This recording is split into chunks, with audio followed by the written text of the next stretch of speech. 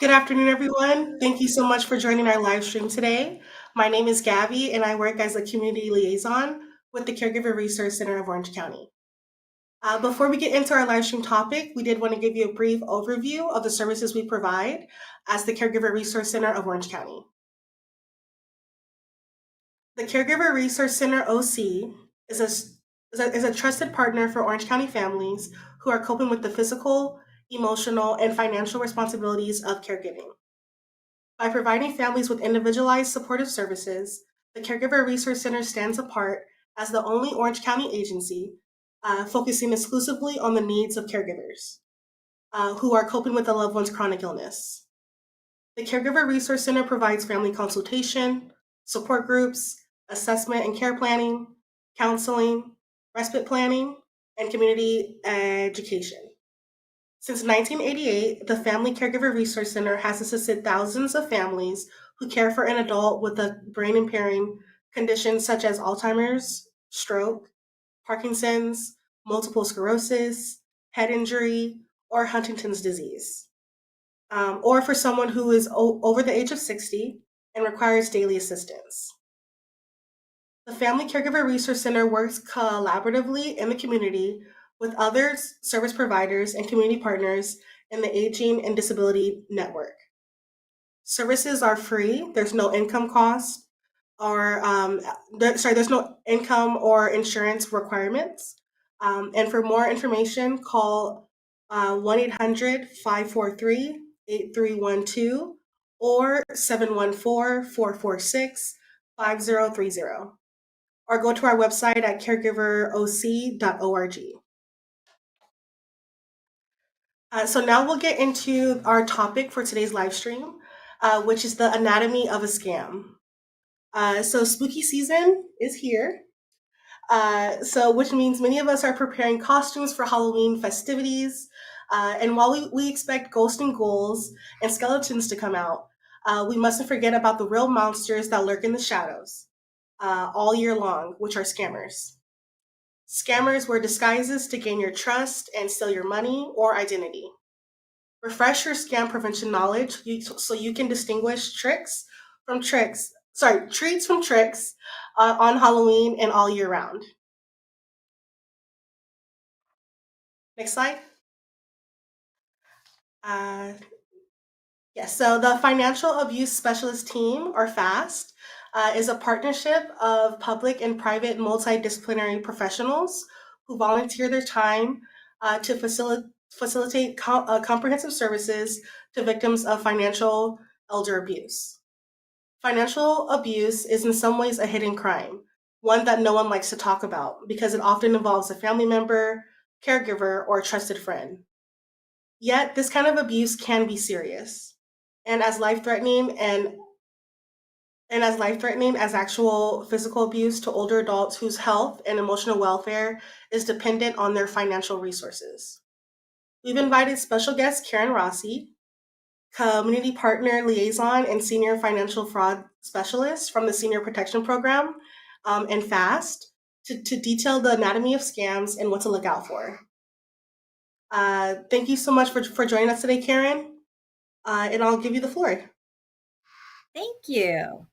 Thank you. That you have such a wonderful organization, and I'm really very pleased and proud to be invited to be a host today to share with you our program. As you said, I work with the Council on Aging in the Senior Protection Program, and today we're going to talk about the anatomy of a scam. So basically, there are thousands and thousands of scams out there, and what we're going to talk about is how do you recognize a scam? There are 4 very specific characteristics, and we're going to talk about what those are. Next slide, please. So the Council on Aging is a nonprofit organization. We've been around for a little over 50 years. We're located in Irvine by the John Wayne Airport. We serve over 100,000 seniors annually in a 5-county area, Orange County and Riverside County being 2 of them. We have many locations, including senior centers, where our people are generally very present on a regular basis. We have 102 full-time employees, and we are extremely very dependent on our volunteer population, as you can see, 400 plus. We're funded by government grants, foundations, and individual contributions. Next slide, please. So today we're going to talk a little bit about the programs. Everything we do at the Council on Aging is free, meaning there is no cost at all to the participants. We're going to talk about older adult populations. Why are the regulations in Orange County more targeted than many other places in the country? We're going to talk about what is financial abuse. We're going to talk most importantly about the anatomy of a scam, the 4 common elements of every single scam. We're going to talk about imposter scams, a little bit about what they look like, how they approach you. Then we're going to talk about cybercrime. Cybercrime is everything that happens on the internet. So we're going to talk a little bit about the FBI and their IC3 organization. Then we're going to talk about what makes older adults vulnerable. We who are 60 and over are much more vulnerable, not so much to the receipt of the call, but to responding to the call and unwittingly becoming part of a scam or part of a fraudulent event. We'll talk about what you can do and why reporting is so important. Then we'll entertain some questions. Next, please. So we have 3 different categories of programs at the Council on Aging. We're going to talk really briefly about each one. HICAP is the Medicare Counseling Program. This is a program where we have both full-time employees and volunteers who are trained in all of the updates on Medicare so that they can assist you in counseling and identifying the best programs and the best type of insurance for what your specific need is. They're very good at identifying those and really good at saving people money. The second program is the Ombudsman Program. The Ombudsman Program is a state mandated program where the Ombudsman is the eyes, ears, and most importantly, the mouth for those who are residents at what we call a licensed California facility. So a licensed facility would be like your assisted living, your independent living, your memory care, your 6-bed facilities, RCFEs. I think that probably covers most of them.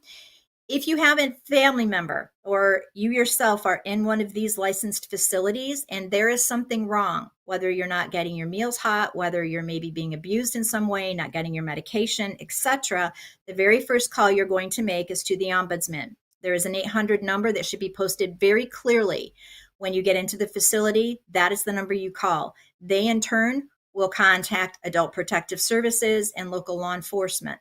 And then eventually, if it's a case that involves scams and fraud, they will also include us. The Senior Protection Program is the program that I'm involved in. This is a program where we really do 2 things. We educate on how to recognize scams and what to do about it.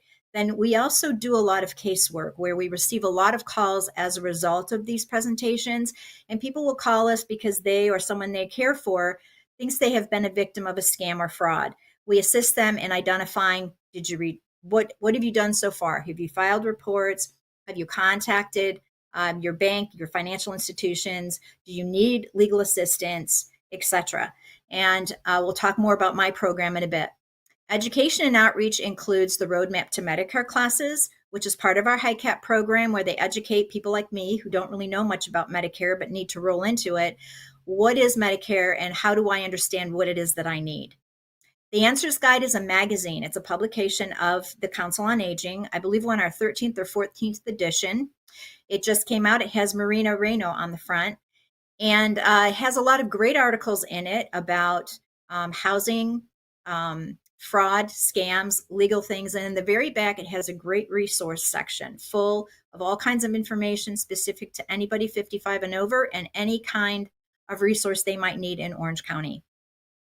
The Smile Maker Holiday Program is a Christmas program, and that is very heavily run by our ombudsman. So the ombudsman will be out at their facilities and they'll identify individuals who maybe don't have family or might be forgotten at the holiday. And so what they'll do is they'll get their name, identify a gift they might want, and they bring it back to our offices. Between Thanksgiving and Christmas, all of these people, all of these individuals will be adopted out to the community. All of those gifts will be purchased and they will be returned back to us. We then have a very large, I'd say about a 2,000 square foot area where all of these come back. Last year, we had about 7,300 gifts that came back to us, all donated, and we wrapped them. We wrapped them over a 3-week period. They were packaged back up to go out to the proper facilities so that when those facilities had their celebrations for their holidays, these individuals would actually, along with everyone else, have a gift to open. So it brings a lot of smiles, hence the name Smile Makers. Socialization and wellness. We have 3 mental health programs. The first is Reconnect. The second is Friendly Visitor. These two are very similar. The participants in these programs are typically people who don't feel connected any longer. They feel isolated. Maybe in the case of Reconnect, you've moved to an area that you think you're going to spend more time with your family, only to find out that your kids and their children, your grandchildren, have so much going on that you really don't have a lot of time with them. Or maybe you're in a situation where you've lost your spouse or your partner, and you no longer have someone to do something with, and you don't feel connected to the community any longer. In the Reconnect program, the difference being in Reconnect, you can actually get out of your home. You have the ability to take a, drive, take a bus, take a taxi, something like that, but you're ambulatory. And we pair you with another individual who becomes your plus one. You identify the types of things you enjoy doing, and this person goes out and does those with you until you feel connected enough to attend a lot of those activities on your own.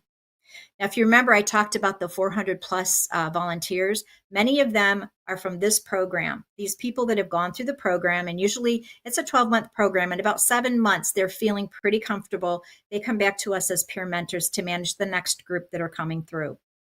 The Friendly Visitor program is really similar, but the big difference in that and Reconnect is that your Friendly Visitor participants cannot, for whatever reason, leave their homes. They are wholly homebound. So what we do is assign them to a caseworker. That individual goes out, makes sure that they have what they need. Are they getting food service? Do they have medical service? Do they have rides to appointments and things that are really important? And then we have another group of volunteers, 400 plus people. These people become this person's friend. They call them one time every week. They spend time on the phone with them, talk to them about what they're doing, and eventually they become pretty good friends with them. We'll often go out with them and assist them, taking them out to maybe coffee or a walk in the park, something they enjoy doing, or sometimes even if, the dog or the cat need to go to the vet, they'll assist them in doing that. The Pearls program is a depression program. It is a free program that covers about a 4 to 6 month period. It is one-on-one with a therapist. The nice thing about this program is that this is a program where the therapist comes to you. You don't have to go to a facility. An individual comes out to meet with you, and it really is a lot more comfortable for the participant. Next slide, please. So one thing you might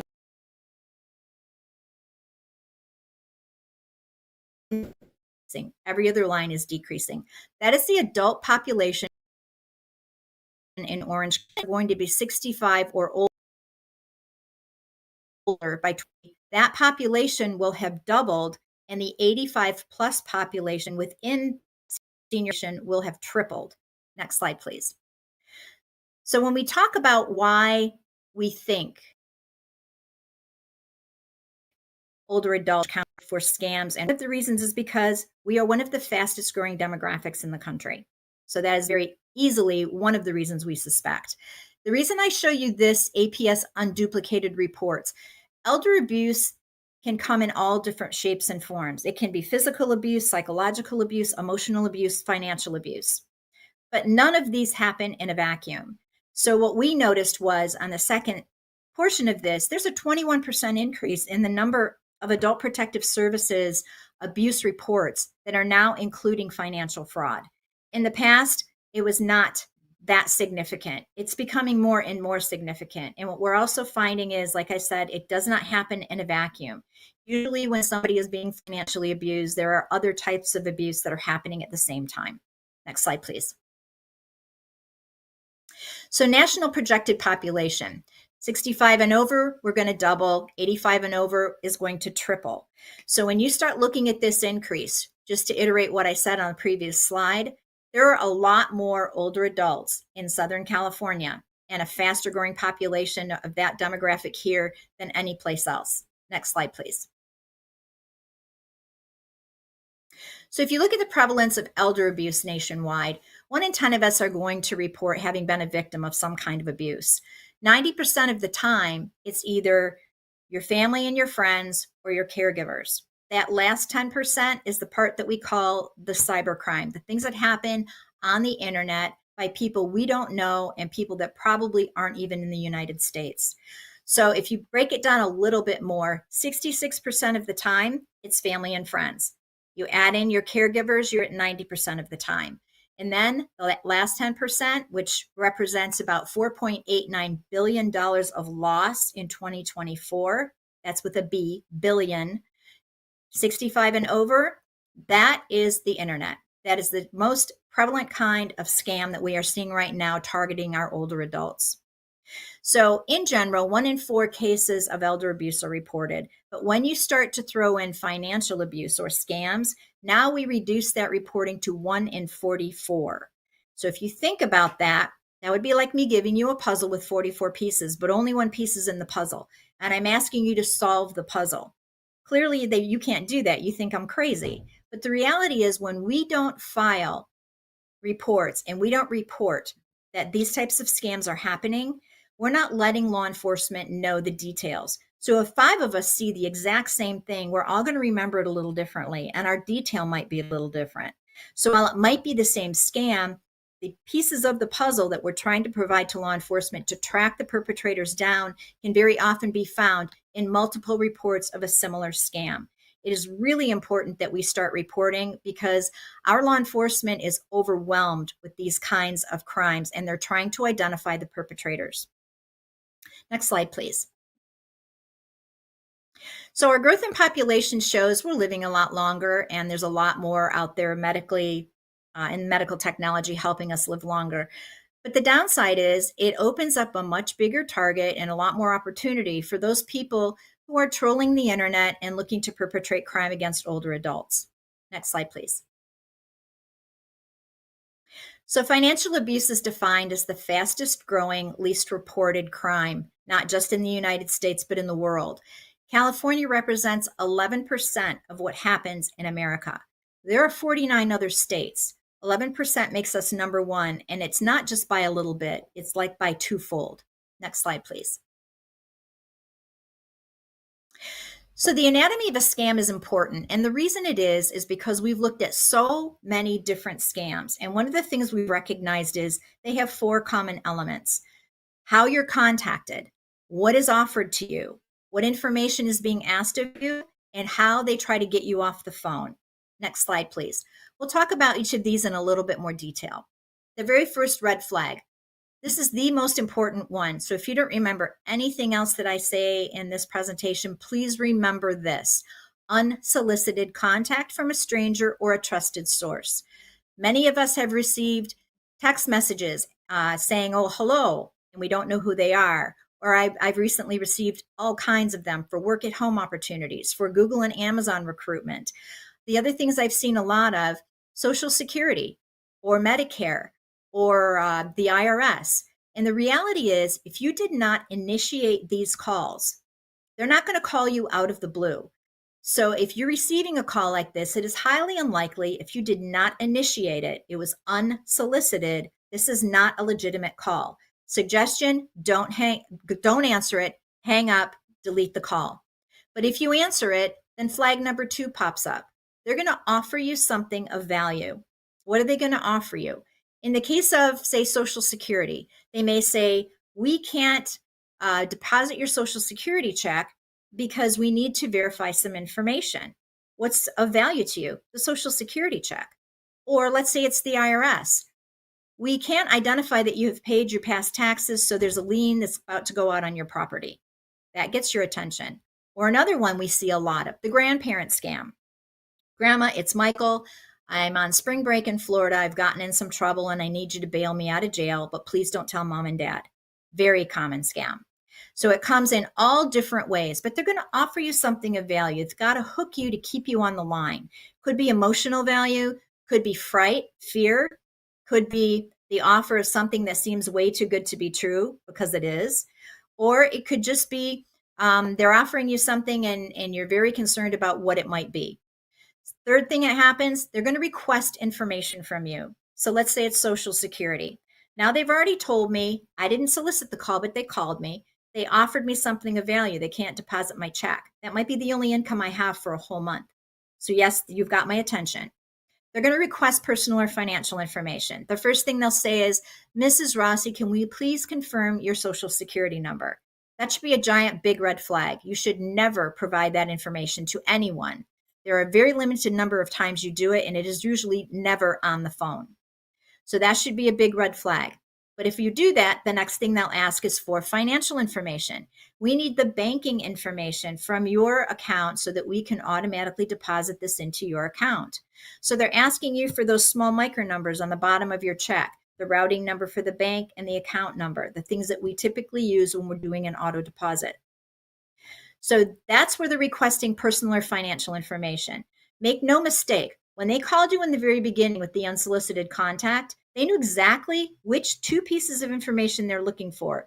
Because typically, after they have trolled everything on social media and anything else where you may have put information out there, public domain, all kinds of other areas, they identify two pieces they're missing to steal your identity. That's why they're calling you. They're trying to figure out how to get enough information from you to become you so that they can wreak havoc on your life. The last thing they're going to do, they're going to pressure you to act quickly. They're going to try to get you off the phone. They may ask you to repeat something. They may ask you to say yes. Anything that they're doing at the end is simply to get you off the phone because they already have the information that they need to either access your bank account and empty it out in the next 12 hours or pretend to be you and start opening up credit cards and doing all kinds of things wreaking havoc on your credit and on the rest of your life. Next. So some of the stories they tell: Social Security number is frozen. We talked about that. Call now for free back brace. There are a lot, especially now with open enrollment with Medicare, there are a lot of fake Medicare calls going out. If you're receiving a call from Medicare and you did not initiate that call, it's probably not legitimate. And if they're offering you something free, just remember nothing is free.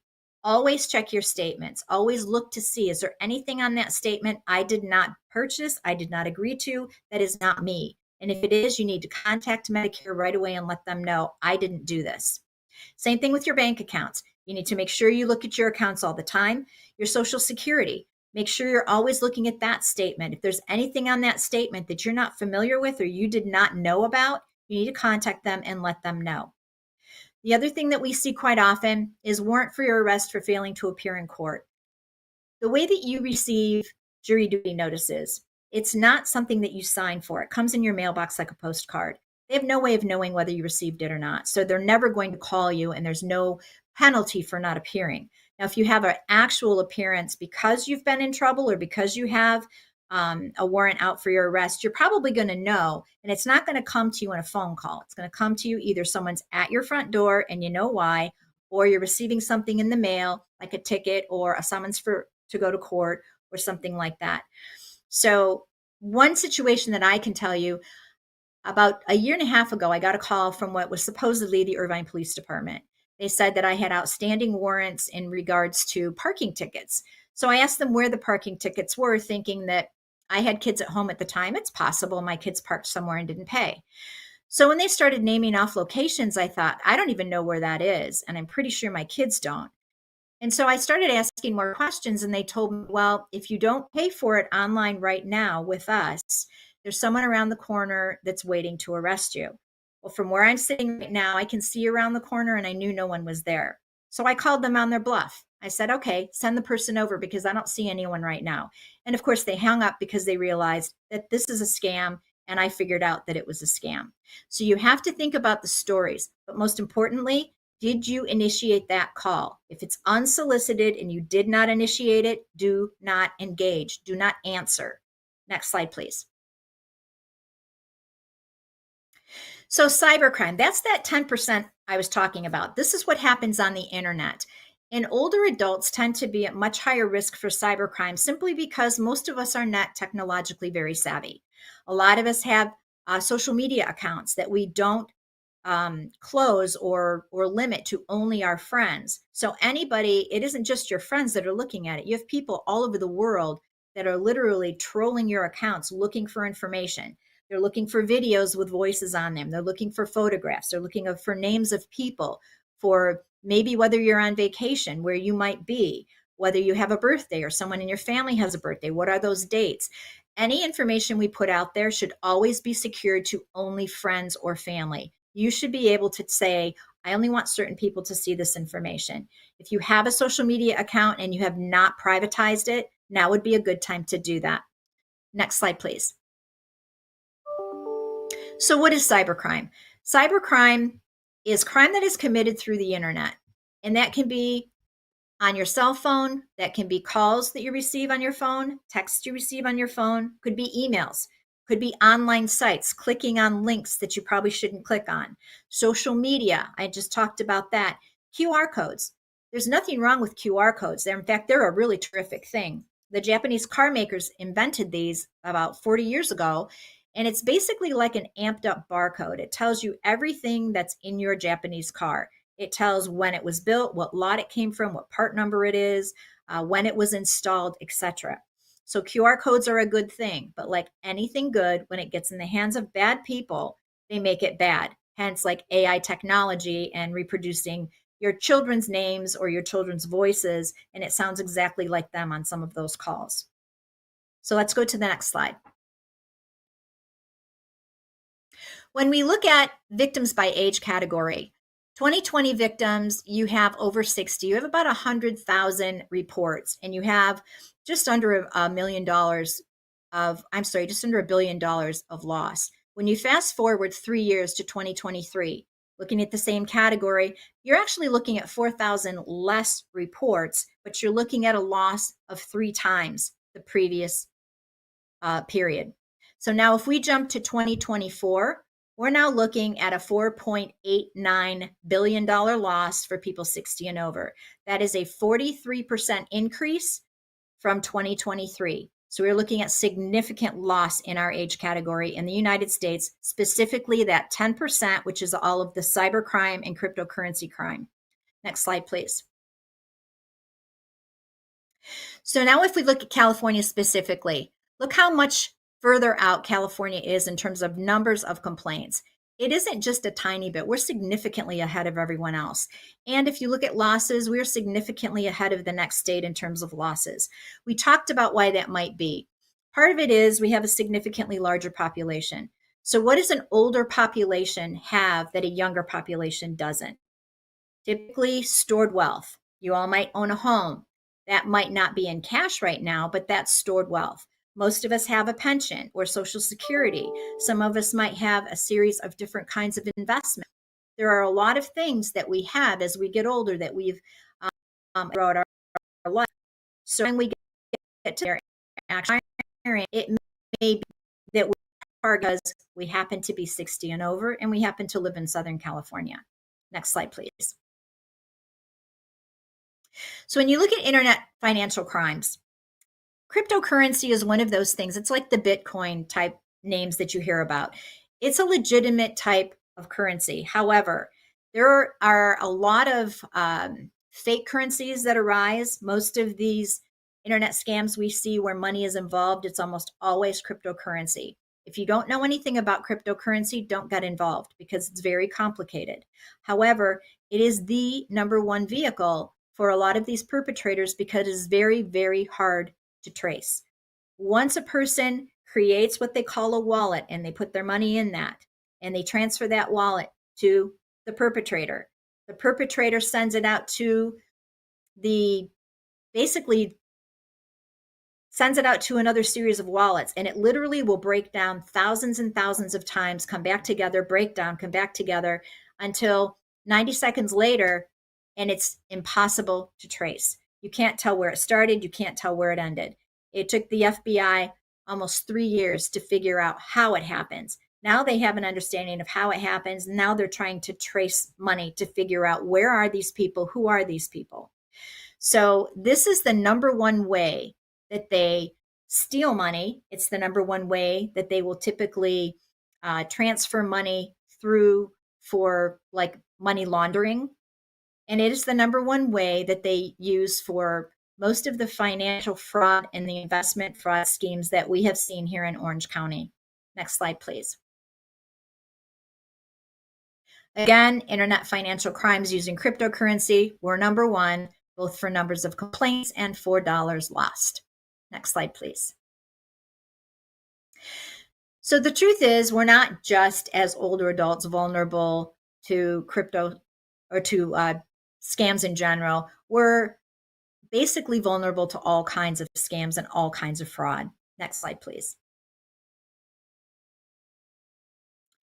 What makes us vulnerable? Next slide, please. There are a lot of things that make an older adult vulnerable. The number one thing that we see in a lot of the cases that we have is memory loss. About half of us from 65 on are probably going to experience some kind of a dementia decline or memory loss. Just because I can't do one thing doesn't mean I can't do everything. But what it does mean is I might not be particularly good at my finances, so maybe I want someone else to make those decisions for me. As we get to 85 and over, about half of us will have some somewhat advanced, maybe Alzheimer's, dementia, something where it is more serious. It is the 85 and over population that is the most at risk if they have not already arranged for someone to make decisions for them when they can no longer do it. The next thing we see a lot of are health and medical problems. If I am wholly dependent on another individual for rides to the doctor's office, to take care of me, to provide my medicines for me, and that's the person who's defrauding me, I'm probably not going to say anything because who's going to take care of me if I report this person? Depression, anxiety, trauma, grief, loss, loneliness. We saw a lot of this during COVID, and we saw the numbers for scams and fraud just skyrocket during COVID. Why is that? Because so many people were lonely, so many people were isolated. There are two characteristics that the USC Medical School has indicated, which they very often determine indications of someone who is most likely to be taken advantage of in a scam. They're lonely, they don't have anyone around, and they're isolated. They may not leave their home, or they may choose not to leave their home. Maybe they don't have friends, maybe they don't have family, but they are very, very vulnerable. These are the people who are most likely going to be taken advantage of in romance scams and investment scams. They're also the people who are super, super nice, and they answer every call and open every email. And when someone comes to the door, they answer the door. And this is unfortunately a vulnerability. Being nice anymore is kind of a vulnerability. You have to be very careful who you're opening your door to, very careful who you're answering the phone to. But if you are in this situation and living alone, you are most susceptible. If you're financially dependent on someone, you're living in someone else's home, and they're defrauding you or taking advantage of you or abusing you in any way, you are not likely to report them. Where are you going to live? This is where you live. You probably don't even have a car anymore, so it's not like you can live in your car. So if you're financially dependent on somebody, you're probably not going to report it. And then if you're dependent on someone for your activities of daily living, those are things like getting up in the morning, getting out of bed, brushing your teeth, taking a shower, getting dressed, maybe, doing your hair, anything along those lines. Then possibly getting yourself into the kitchen so that you can prepare a meal for yourself. If you're wholly dependent on another party to do that for you, and that's the person or the group of people who are taking advantage of you and abusing you, you're probably not going to report it because you're afraid about what will happen if you do. You're afraid about retribution. This is one of the reasons, all of these things, why we don't see a higher reporting of people who have been victims of scams and fraud.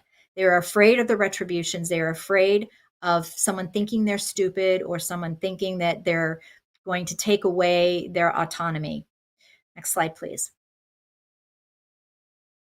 So one of the things that happens when we start losing our abilities to think and make good decisions is something called capacity. This in the state of California is determined by a court of law. It is presumed, meaning that every single one of us has the right to make decisions, be they good or bad, until a judge in a courtroom takes it away from us through a conservatorship. It is very complicated. The most important thing to remember about this is until a judge in a courtroom conserves you, you have the right to make decisions. You have capacity, and you can make good decisions and bad decisions. And in some cases, for some of us, that's a good thing. In other cases, I've seen people that make a lot of really bad decisions, have full capacity, and it's very difficult to stop them from continuing to give money to this love of their life who really doesn't exist, but is just taking all of their money. Next, please. So capacity is complicated. It's court determined. That's good. A court can determine that I have capacity and that I do or don't have the right to make decisions. It's bad because what happens is they then limit my ability to make decisions for myself. It can be costly. If you have ever petitioned the court for a conservatorship for anyone, it takes a long time and it is very expensive and it is emotionally costly.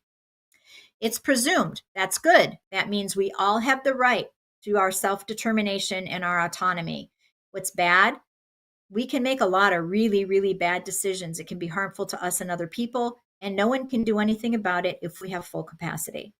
I've seen a lot of cases like this. It's complicated. It's complicated because it's kind of on the spectrum, sort of like autism. Just because you may be defined to have autism doesn't mean you're not capable of doing anything. So, for instance, if there were 10 things on a spectrum that determined whether I did or did not have capacity, and one of them is my ability to make good financial decisions. And let's say that I can't do that, or let's say that I don't really want to do that anymore. Just because I'm not good at that doesn't mean I don't know where I want to live. I don't know what I want to eat. I don't know how to get to the grocery store. I don't know who my friends are. I don't know who I want to be around. It simply means I'm not good at one thing. So it's complicated because you can sometimes find a medical doctor who will say a person doesn't have capacity based on one or two things. You really need a much more significant and more vast evaluation of an individual to determine they do or don't have capacity.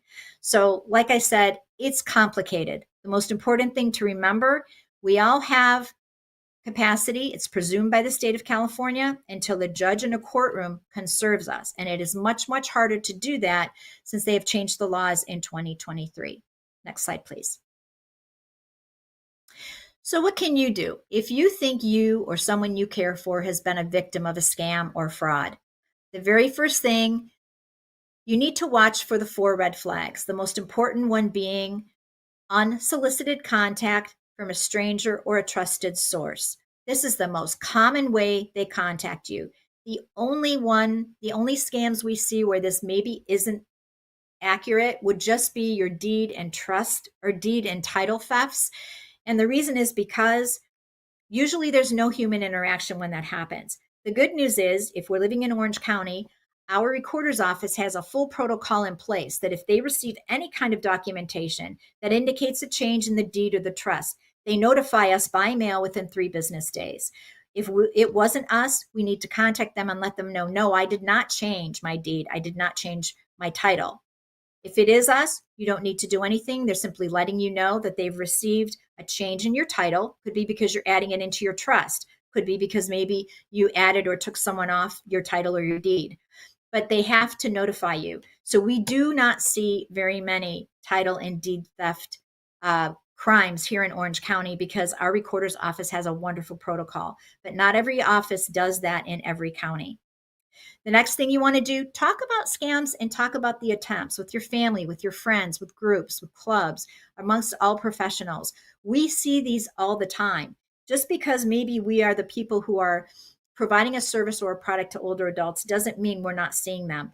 Every age category from 18 to 100 are targeted. Unfortunately, older adults, 65 and over, tend to be the ones that are most susceptible for a lot of what we talked about, but also because they answer their phones. They respond. They provide information. They believe what they're told. And that's the reason why that very first red flag, unsolicited. If you did not initiate the call, do not engage. The next thing you need to do, report. We are terrible as a group at reporting. 1 in 44 is abysmal.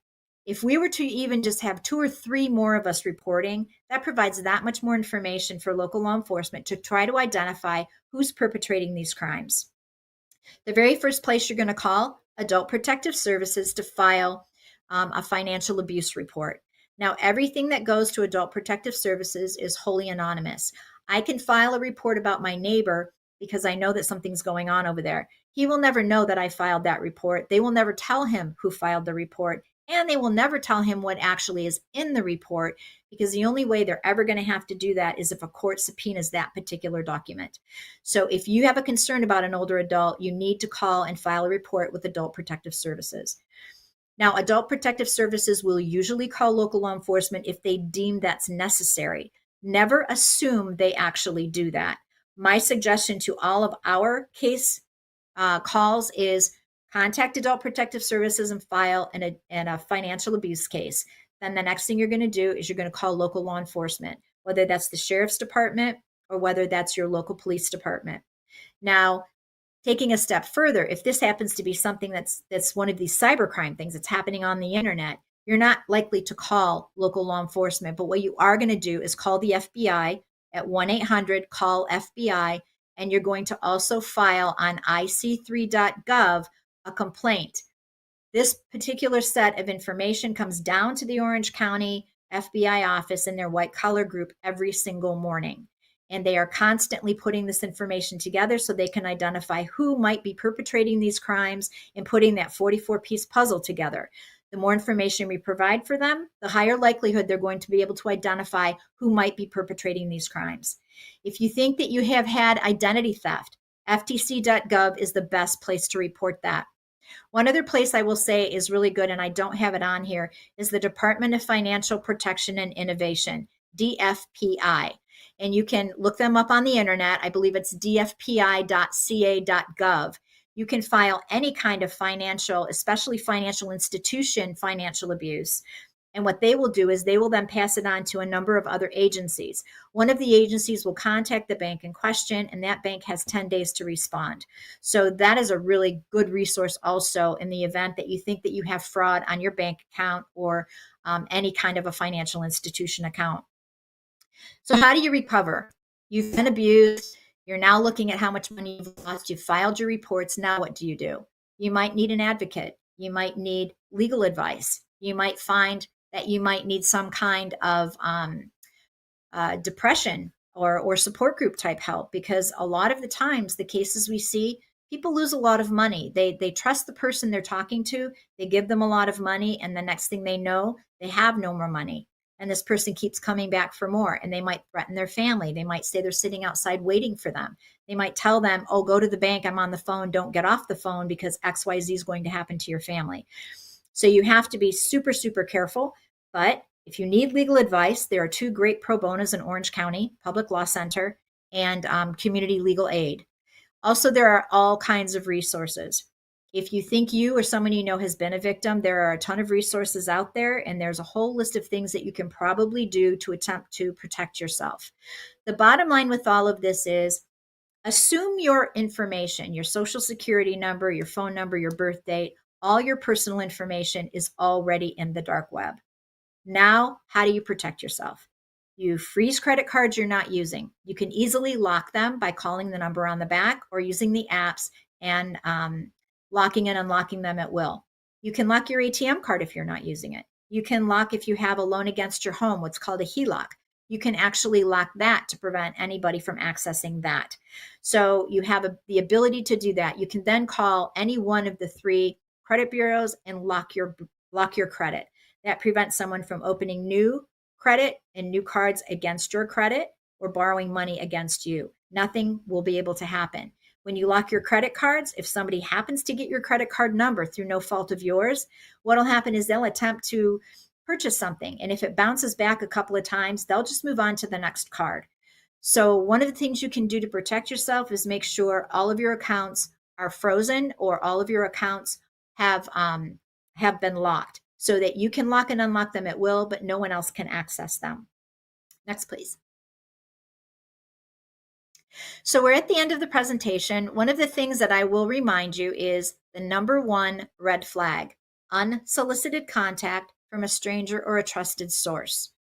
And if you do happen to be, or you know someone who's been a victim of a scam, you need to report it. If you cannot remember how to do any of that, please call my department, the Senior Protection Program, at 714-479-0107, extension 271. And you'll get me or you'll get another person in my program, and we will see how we can assist you. Now we can open to questions. Thank you so much. Thank you so much, Karen, for the presentation. Yeah, I learned a lot too. There has been like a real increase since like from 2020 to 2023, and I can't imagine now. And we do live in like a really like great county with like a lot of like nice, honest folks. So that does make them more susceptible. So again, if you guys have any questions, please feel free to reach out to Karen or the team at FAST. If you have any inquiries on like how we can help in terms of like your caregiving situation, you can contact us. But again, just thank you so much for your time and all the tips. And if you have any questions, uh, again, just don't feel afraid to reach out. Yeah, so just Don't be thank afraid you to for your time. report. Yes, and A don't be lot of afraid to us don't report. want to report, but you need to file those reports. It's really important. Well, we thank you all for joining us this afternoon, and we hope you have a beautiful, blessed day. Thank you so much. Thank you so much, Gabby, and thank you all for listening.